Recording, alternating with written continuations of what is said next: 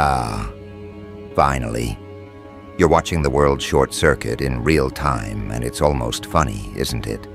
Sirens harmonizing with talk show hosts, markets convulsing like sick animals, world leaders blinking through teleprompters as if the right sentence might stop the burn. They said you were paranoid, dramatic, obsessed with patterns that didn't exist. Yet here it is, the chaos you diagrammed years ago, now broadcast in 4K buildings, glow at midnight. For all the wrong reasons, algorithms argue with each other while people still pretend they're in control. You warned them, you mapped it, you said, this is what happens when truth becomes optional. They smiled, called you intense.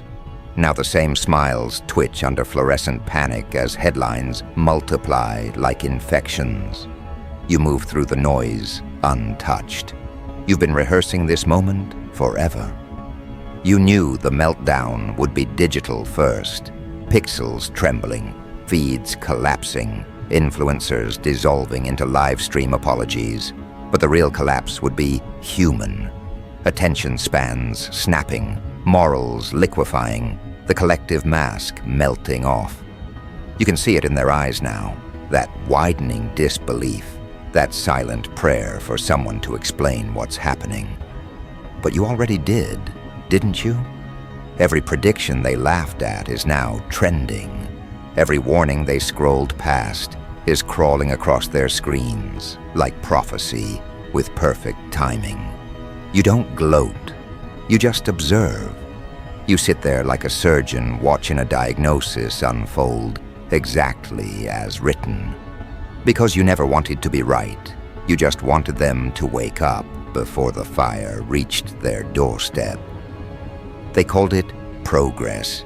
You called it decay, with better branding. You saw the way they fed on outrage, how the crowd learned to worship confusion because it felt like freedom. You said, if everyone's shouting, no one's listening. But they liked the noise. It kept them from hearing themselves. And now the noise has teeth. The streets look like comment sections, angry, repetitive, self-destructive. Every billboard screams, stay calm, while the subtext begs, please panic. You walk through it all with that eerie steadiness that frightens them more than the chaos itself. Because while they chase comfort, you chase clarity, and clarity burns. You told them comfort was the softest form of control. They laughed again, ordered another distraction, scrolled another mile into numbness. Now their distractions are eating them alive. Their entertainment looks like prophecy in reruns. Their laughter sounds like sirens. You sip your coffee while the feed refreshes, and it feels like déjà vu. Because it is. Remember when they said you were negative? That you saw too much darkness? They thought optimism was a moral achievement.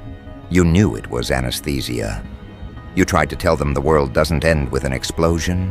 It ends with notifications nobody reads. And here they are, living proof.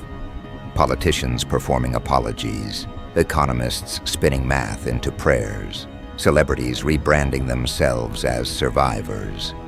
The irony is delicious. All those people who told you to relax now clutching their devices like life jackets. You see the same pattern everywhere. Fear pretending to be virtue, panic packaged as leadership. They thought chaos would look cinematic. They didn't realize it would feel administrative. Emails bouncing, policies glitching, people refreshing pages that don't load. The system didn't fall apart. It just revealed itself.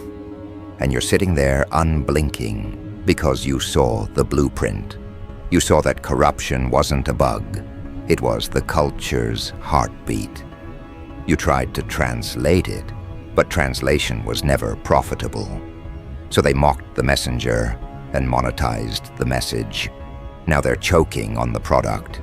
The market for denial has crashed. You scroll past the panic, like flipping through old photos. Every headline is a rerun of a warning you already whispered. The funny part? They still look for villains. It's easier that way. Blame a politician, a nation, a virus, a god, anything but themselves. You said self-destruction would arrive disguised as choice, and they called it freedom. You said apathy would taste like luxury, and they called it self-care.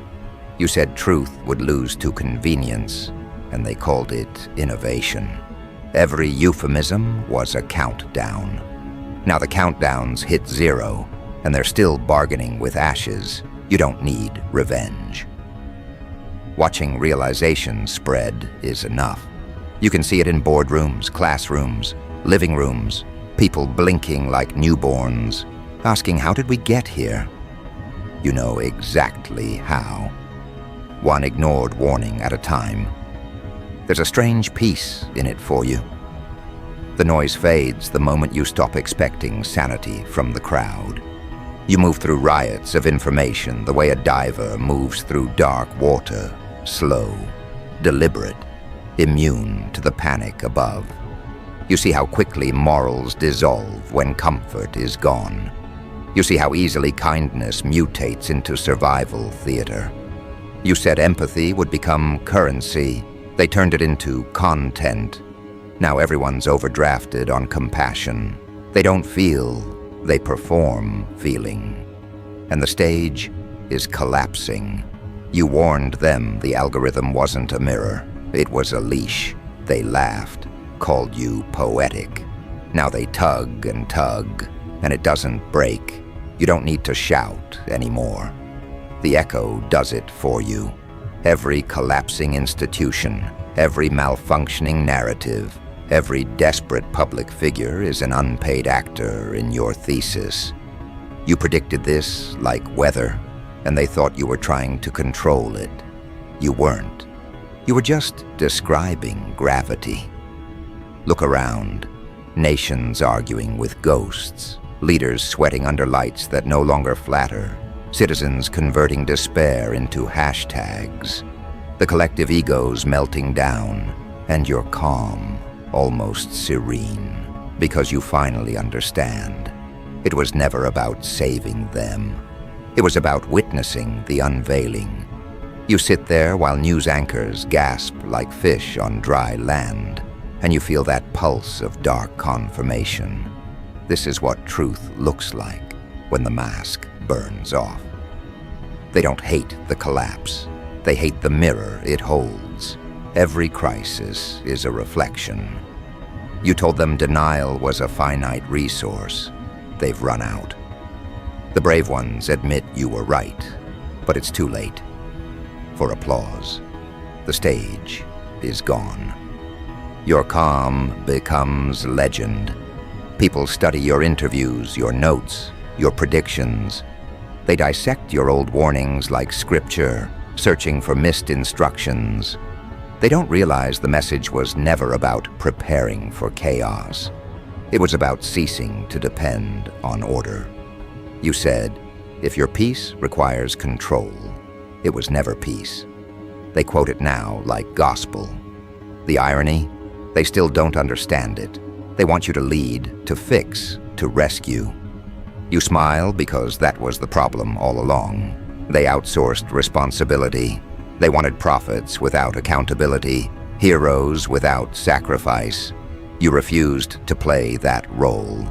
You didn't come to lead them through the fire. You came to show them they were already in it.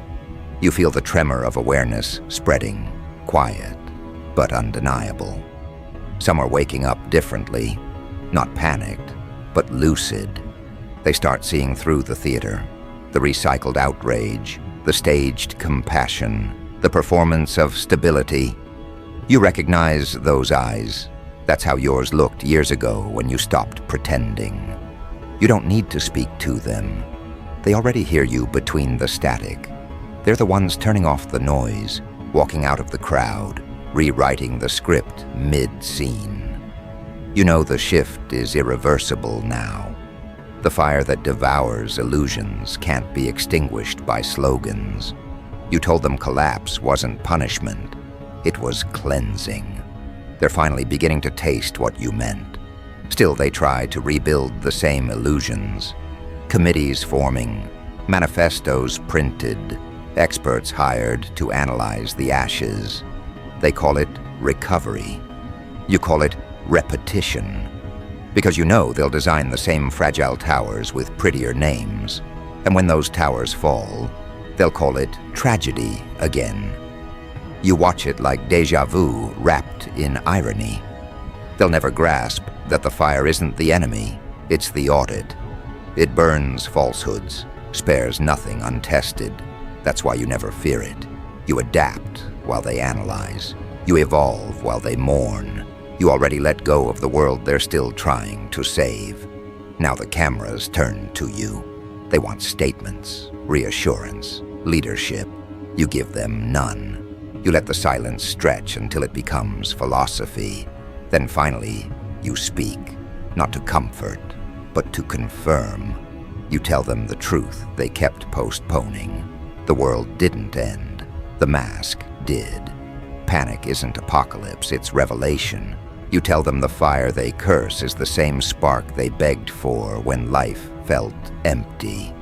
And they stare at you like you've confessed to starting it yourself. But you didn't light the match. You just stopped pretending the smoke was fog. You can feel the air shifting again, the phase after denial before acceptance. People walking slower, speaking softer, eyes heavy with realization. They're beginning to understand that normal was the disease. You warned them normalization was sedative, not safety. They understand now. The same cities that mocked you are now quoting you on digital ruins. He warned us. He said it would look like this. They call you prophet, survivor, villain, genius. Labels don't matter. What matters is that they're finally asking questions they once banned. You move through the ashes with that same steady rhythm. You're not celebrating. You're not grieving. You're documenting. You watch history reset itself like a glitching feed, and you know the cycle will start again. But this time, fewer people will sleep through it. That's enough. You've planted dissonance in the collective mind, and dissonance is the first spark of clarity. You don't need their thanks. You don't even need their understanding. Just knowing they can no longer pretend, that's victory. Because while they rebuild illusions, you're already somewhere else mentally, studying the pattern beneath the pattern. You see the next ignition point forming, subtle but certain. You know chaos isn't a phase, it's feedback. You listen to the hum beneath the collapse and recognize it for what it is, the sound of evolution clearing its throat. The world's on fire, yes, but maybe it was supposed to be. Maybe combustion is how lies turn into light, and you sit there calm as ever, not detached, just prepared. They think you're unfeeling, but you're simply done reacting. You watch, you record, you understand. Because while they're still guessing, you've already chosen the next move. You start with observation, because authority without awareness is just another costume. You let the panic play out. Let leaders perform hope like tired actors repeating lines they don't believe. You study their tone, their tremor, the way their confidence collapses when cameras cut. You can almost hear the internal negotiations in their heads. How much truth can I afford to admit? You learned long ago that exposure doesn't require shouting. It requires patience. You wait until fear rearranges their priorities for them.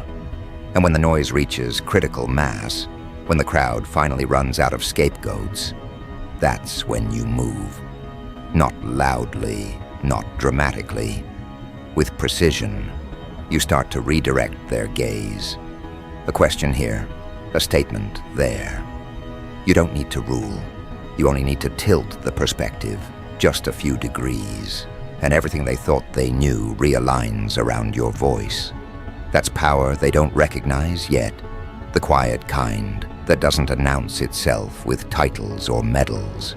You carry it like a shadow, invisible until the light shifts.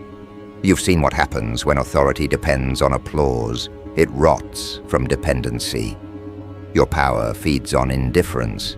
You don't seek followers, you create awareness. And awareness multiplies faster than loyalty. It moves through people silently, like code rewriting itself in the background. They start repeating your phrases without realizing where they heard them. They start making decisions that echo your logic. It's not hypnosis. It's inevitability born from clarity. They crave direction because chaos made choice unbearable. You give them structure disguised as suggestion. You plant seeds in their exhaustion. They call it coincidence. You call it calibration. You don't have to lead them anywhere. They'll walk there themselves, thinking it was their idea all along. You remember when they used to say, "One person can't change the world." They were half right. You can't change it by fighting it. But you can infect its code. You can alter its default settings. That's what you're doing now. Every calm gesture of yours becomes a signal in the storm. Every refusal to panic becomes proof of concept. People start studying your stillness like a map. They watch you in the chaos and wonder, what do you know that we don't? You give them nothing explicit. Mystery is oxygen in a suffocating world. The less you reveal, the more they project. And projection is control disguised as curiosity. They fill the blanks with reverence, and before long, your silence is scripture. You never asked for worship, but you understand the mechanics of it. When everyone's desperate for certainty, the one who doesn't flinch becomes holy by default. Now you see them forming around you. Analysts, skeptics, journalists, opportunists. Each one trying to decode you for content. Each one unwittingly spreading your rhythm further. They can't help it. They're addicted to what unsettles them. They try to imitate your composure, but imitation without conviction looks like parody. You watch them burn out, attempting to replicate something they don't understand. Control born from surrender. You're not fighting chaos anymore. You're synchronizing with it. You move like water between cracks, redirecting pressure instead of resisting it. That's why they can't pin you down. You're fluent in contradiction. You tell them the truth is fluid, and they call you dangerous because certainty was their addiction. But secretly, they're relieved. Deep down, they always wanted permission to stop pretending. You gave it to them. The economy of deception collapses faster than the markets. The old hierarchies are choking on relevance. Institutions cling to legitimacy like debris in floodwater, but you're already walking across the surface. You understand that control isn't about containment. It's about rhythm. Whoever sets the rhythm owns the room. You start broadcasting new cadences, efficiency over excess, authenticity over approval. People catch the frequency. You can feel the collective pulse shifting. Entire departments pivot. Entire movements rebrand. Not because you ordered it, but because your energy made stagnation unbearable. That's the real empire. Behavioral gravity. You don't command, you compel. You don't demand belief. You make disbelief impossible. Meanwhile, the old guard panics. They think power lives in position. They issue decrees, memos, emergency acts, all written in the language of extinction. They don't realize the crowd has already stopped listening. Their speeches fall flat because no one fears them anymore. Fear changed owners. It belongs to you now, not because you inflict it, but because you've mastered it. You carry fear like a tool, precise, impersonal, obedient. You learned long ago that fear isn't meant to control others, it's meant to inform you. It tells you where their weaknesses live. It shows you which strings to pluck when the noise needs direction. You don't exploit it maliciously. You orchestrate it like music. Every panic wave becomes percussion. Every outrage trend becomes a metronome for your next move. You conduct chaos with a surgeon's calm. Somewhere along the way, they start calling you visionary. You laugh internally because visions are just math with metaphors. You calculated this trajectory when everyone else was counting followers. You saw where vanity leads to implosion. You saw how dependency masquerades as community. And now as the dust thickens, you're rewriting the script in real time. You transform crisis into curriculum. You start releasing fragments of thought, short, surgical phrases that slice through despair like scalpels. Accountability is the new rebellion. Control your reaction, and you control the battlefield. Truth isn't fragile, it's impatient. They travel faster than any official announcement. Within days, they become slogans. Within weeks, philosophies. Within months, standards. You didn't start a revolution. You made awareness contagious. And as awareness spreads, the world begins reorganizing itself. Markets adapt around integrity because deception no longer pays. Media outlets shift tone, mimicking your restraint because hysteria stopped converting. Even politicians start quoting you without citation, trying to siphon your credibility. It's amusing, really.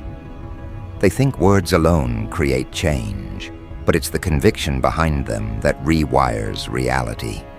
You don't correct them, let them mimic. Every counterfeit version of your message only proves the authenticity of the source. You don't fight plagiarism, you weaponize it. You turn imitation into distribution. Every echo extends your reach. Soon, the infrastructure of fear, the talk shows, the think tanks, the endless committees begins to dissolve. People stop looking up for answers. They start looking inward.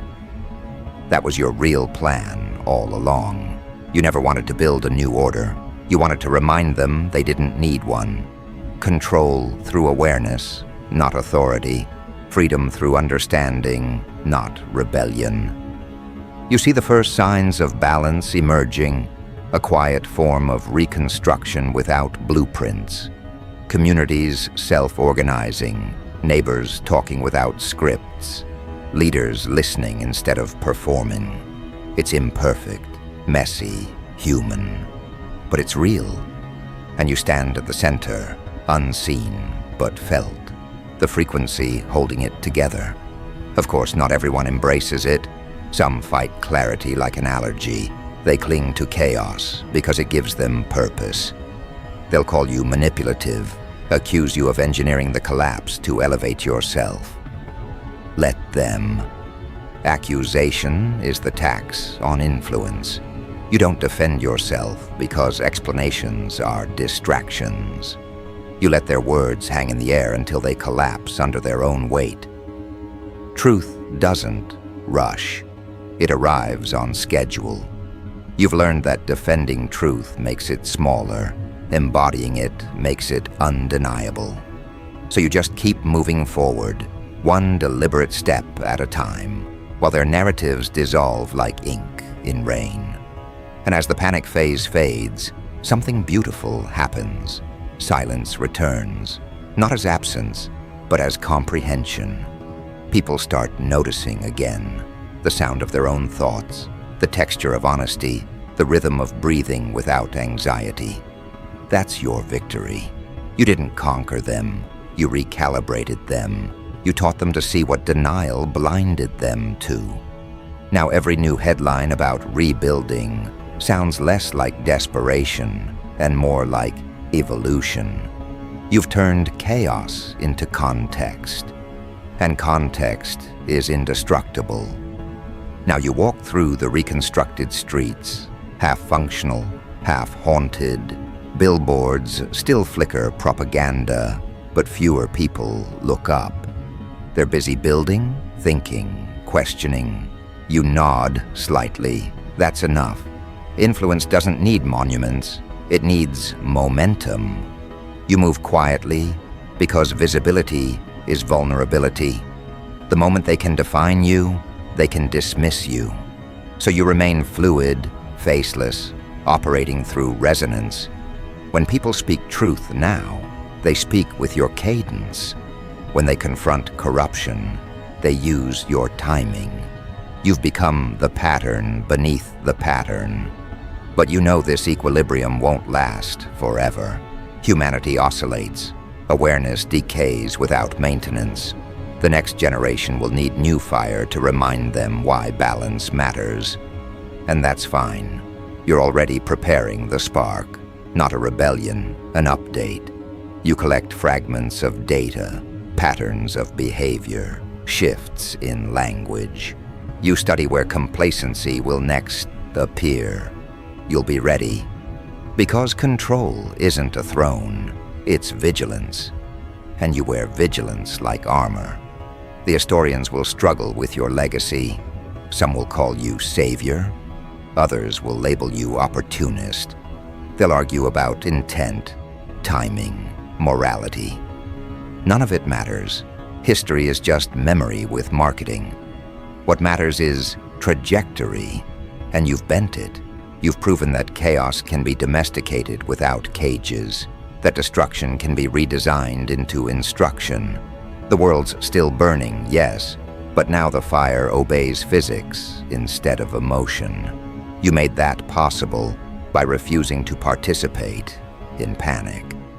That was always the lesson. Predict the pattern, master the tempo, stay centered while everything tilts. You find yourself overlooking a city that finally stopped screaming. Lights flicker back on, not in triumph, but in humility. Somewhere a child laughs, not because the world is fixed, but because it's functioning again. You realize that's enough redemption for anyone. The warning became a blueprint. The prophecy became a process. You didn't end the chaos. You taught it to speak. Now it communicates in equilibrium. You smile faintly, not out of pride, but recognition. You knew it would end like this, not with applause, but with alignment. The world on fire, yet finally luminous. They don't thank you, they emulate you. And that's better. Gratitude fades, imitation endures. You turn away from the skyline and step back into the quiet room where it all began. Screens still glow, feeds still scroll, but the tone is different. Less hysteria, more honesty. You check the numbers, the metrics, the signals, stability creeping in. You whisper to yourself, it was never destruction, it was diagnosis. The collapse exposed what healing required. And now that they understand, you can finally exhale. You did what prophets do. You told them what they refused to hear until reality translated it for you. They call you mysterious, detached, unshakable. You call it discipline. You saw the fire coming and built your immunity early. Now they study your immunity like science. Still, a part of you remains restless. Because prophets never retire, they recalibrate. You sense another pulse beneath the calm, another cycle forming, another generation flirting with forgetfulness. You'll let them for a while. Lessons need contrast, but you're watching always. When the next illusion begins to grow too comfortable, you'll return, not as preacher or ruler, but as reminder. The world will call it coincidence again. You'll call it continuity. You step into the street, wind cutting through the remnants of old posters, slogans fading under new graffiti. Someone passes you a glance of recognition, that flicker of awareness in their eyes that says, I see it now. You nod once. That's all it takes. The fire still burns, but this time it illuminates instead of consumes. That's the difference between chaos and control. You taught them to choose what the flame reveals. And as you disappear into the crowd, the hum beneath the world steadies to your rhythm, preparing for whatever comes next. You can feel it, the strange quiet that follows revelation. Not peace, exactly, but balance rediscovered through pain. They're rebuilding without illusions now, finally understanding that progress isn't architecture, it's alignment. The screens still flicker with noise, but the noise no longer leads. The world listens differently. You can hear it in the cadence of their conversations. Less fear, more responsibility. They talk like people who finally met themselves. You walk past them unnoticed, a ghost among students, workers, survivors. They quote your words without knowing the origin. They use your logic to settle arguments. They teach your rhythm as if it were instinct. That's how prophecy works. It dissolves into the culture until it stops needing a name. You don't smile, but there's a heaviness in your chest that almost feels like relief. You didn't want worship, you wanted wakefulness, and now it's here, trembling, imperfect, alive. But prophecy doesn't end when people understand it. It ends when they forget again. You can already sense the pattern preparing its next disguise. Comfort returns quietly, always wearing the mask of stability. The same crowd that once chanted your truths will one day dilute them, soften the edges, sell them as slogans, package them as products. That's the rhythm of human memory. It trades raw lessons for marketable hope. You don't resent it. You expected it. The prophet's curse is permanence of awareness in a temporary world. You know another collapse will come, not because humanity is evil, but because it's cyclical. Growth invites decay. Truth provokes denial. Every generation builds a stage for its own reckoning. You've made peace with that. What matters isn't preventing the next fire. It's ensuring that when it burns clean. You've shifted the foundation. The next meltdown won't be born of ignorance, but of evolution demanding space. That's the quiet victory of a foresight. It doesn't stop chaos, it civilizes it. You stop by a cracked window and watch your reflection in the fractured glass. The face staring back looks older, calmer, maybe even gentler. But behind the eyes is that same electric awareness, the look of someone who saw behind the curtain and decided to stay there. You never went back to comfort, because comfort was the first casualty of truth. You chose clarity instead, and clarity is demanding. It isolates, but it also refines. You've become both observer and participant, steering reality without touching it. You don't need control when you are the constant. The city moves around you like a slow orbit. Every action, every trend, every idea loops back to something you once whispered. You didn't just warn them, you rewired their instincts. They now flinch at manipulation, sense deceit before it's spoken, crave authenticity like oxygen. That's your legacy, not fame, not fear, calibration. The leaders who survived the chaos now echo your teachings without credit, and that's fine. Influence that demands acknowledgement is still insecurity. You gave them the blueprint, now they claim authorship, and in doing so, they multiply it. That's efficiency disguised as arrogance. You walk unseen through the architecture of a new era, the hum of progress powered by the friction you created. It's poetic, really. The world you warned now powered by your ghost. They call it innovation, but you recognize it as comprehension finally catching up. Every invention, every reform, Every social awakening carries a trace of your fingerprints. Not because you forced it, but because you predicted what truth would require to survive. You saw that collapse wasn't the end, it was translation, destruction turned into vocabulary. And yet deep within, you know your role isn't finished. The prophet doesn't retire. Awareness is a flame that doesn't go out. It just waits for new fuel. You walk beneath the billboards that once screamed panic. Now they show rebuilding, togetherness, redemption. You appreciate the irony. The same media that sold fear now markets healing. People need stories. They can't digest reality raw. You let them have it. It's better than despair. Still, your eyes scan the data beneath the optimism. You see what others can't. The slow drift of forgetfulness. The early signs of fatigue. You whisper to yourself, they'll need another warning soon. Not out of cynicism, but realism. Truth always demands maintenance. The moment it's taken for granted, corruption starts rehearsing again. You're ready for it. You've already written the next chapter in your head. Not as prophecy this time, but as architecture. You're not warning them anymore. You're building frameworks they can't collapse, even if they try. You feel the night cool against your face as you keep walking, past crowds unaware that the rhythm of their recovery beats in sync with your pulse. You wonder if any of them will ever know who you were. Probably not. And that's the point. The prophet disappears when the prophecy is complete. They'll remember the message, not the messenger.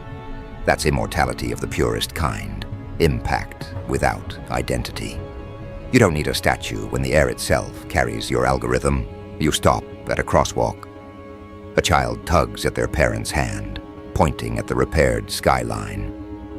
It's prettier now, the kid says. You glance upward. They're right. The cracks glow like veins of gold in the dark. Broken, but better. Imperfection as design. The lesson took. You breathe in the faint scent of smoke still lingering from the old fires, and it smells almost clean now. Like the world finally learned how to burn properly. You turn your head slightly, hearing the faint buzz of a nearby broadcast.